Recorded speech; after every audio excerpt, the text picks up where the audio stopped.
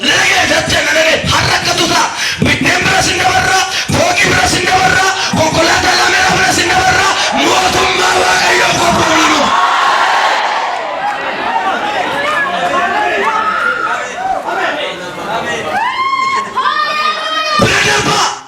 Namni baay'een biddeen bira ga'e mana bira ga'e fooqii bira ga'e konkolaataa bira ga'e Waaqayyo isaan nabe. Nabe. Ayyaa bara sana hin darbe didicha harka Waaqayyootu. Ayyaa bara sana harka Waaqayyootu. Isin dur wayyaa lagatti miicadhu fuullaa keenya dhaabannee wayyaa tokko qorfannu sana yaadadha.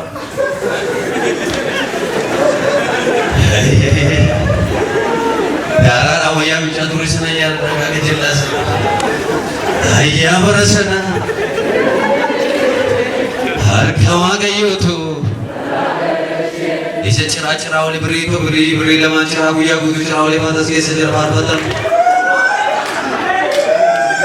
Askabata harka kee askabata.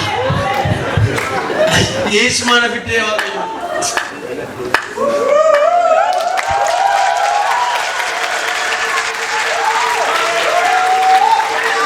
Karasa nama taane. Askaba harka keessa askaba. Jiru. Atamma kan akka bareeddu kun timaantimii fakkaattu kun. Atamma namni akkas fakkaattu kun. Karaa dhiiga Yesuus argamte akkas bareedde.